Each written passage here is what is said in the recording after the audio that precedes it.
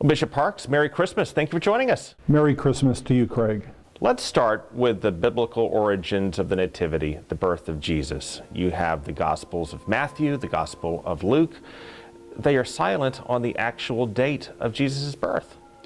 They are, and also each Gospel speaks about the birth of Jesus in a different way.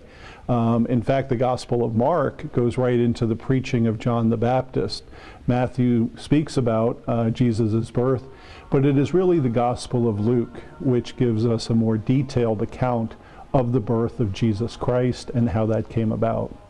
And it took a few hundred years into the 4th century for the church to designate a date.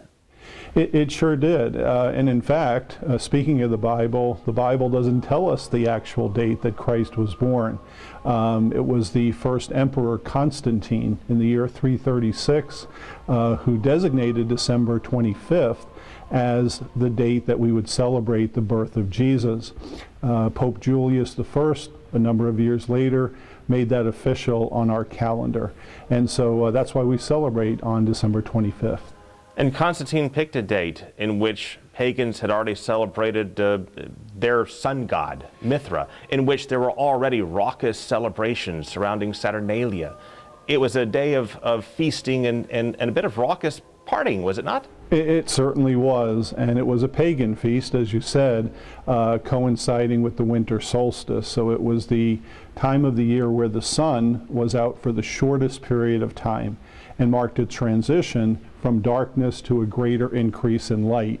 And that may have been a motivation for setting the date of Jesus' birth as December 25th, was not only to replace that pagan feast with a Christian celebration, but also to mark a time in our history, our faith history, with Jesus Christ being the new light coming into the world and piercing the darkness. Getting into the Gospel of Luke, the story of the census, the trip to Bethlehem, you have a number of scholars, including some who taught me in parochial schools, who note that Jesus may well have been born in or near Nazareth and not in Bethlehem, but it is unimportant to the broader story. It is really. I mean, when we talk about date and actual location, we do believe it was Bethlehem, and there is a basilica there today to mark the spot where we believe he was born. However, really, the date is almost inconsequential. It's really the event that's important. The fact that God loved us so much that he sent his son, and sent him as a child, born as an infant, who would become our Savior.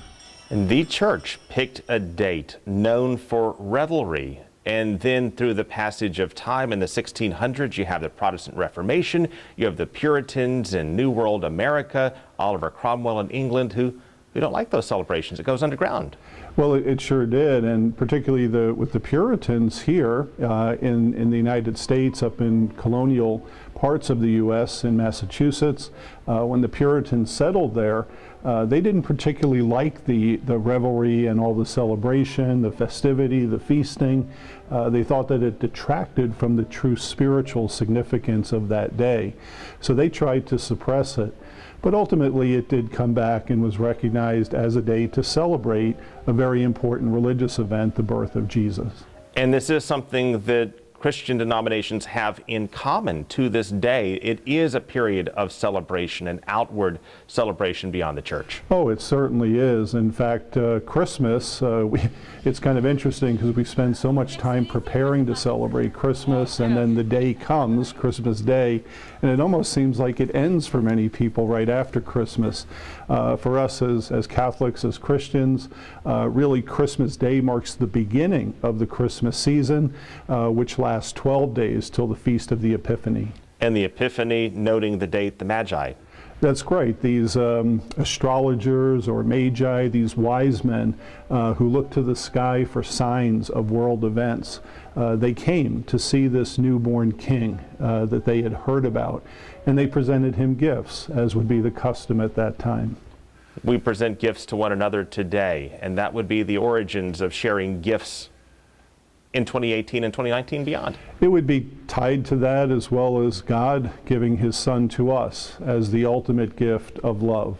And so in imitation of his love for us, we give gifts out of expressions of love to each other. You see a lot of people stringing up lights as well, and before the days of Edison, candles, of course. What does that signify, and how does it relate to the birth of Jesus?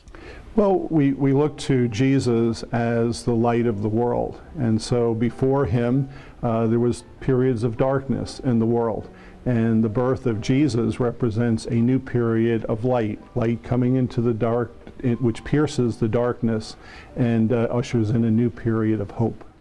It brings us to the story of 12 Days of Christmas. There's some symbolism in these lyrics, are there not? There sure are. That popular hymn today was actually developed and composed as a way of teaching, particularly children, some of the primary tenets or teachings of our Christian faith. So each of the symbols in the song represents something in particular. Two turtle doves would represent the two testaments, both the Old Testament as well as the New Testament. The 5 golden rings represent the first 5 books of the Bible, called the Pentateuch. 4 calling birds, the Gospels? The Gospel, so exactly. So each of those symbols represents a teaching of our Christian faith. And the central teaching, partridge in a pear tree? Well, the partridge was known to be a bird which would actually sacrifice itself to protect its young, so it would give its own life. And that, of course, symbolizes Jesus Christ himself, who gave his life for us.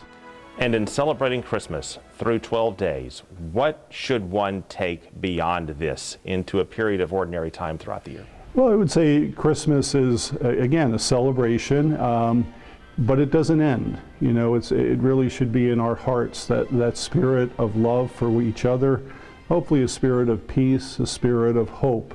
And we can carry that with us throughout the year. Even though the Christmas tree comes down and the Christmas carols stop playing on the radio and in our homes, that spirit of love, which is given to us through Jesus, we can carry in our hearts throughout the whole year. I'm going to put you on the spot. Your favorite Christmas memory of all time?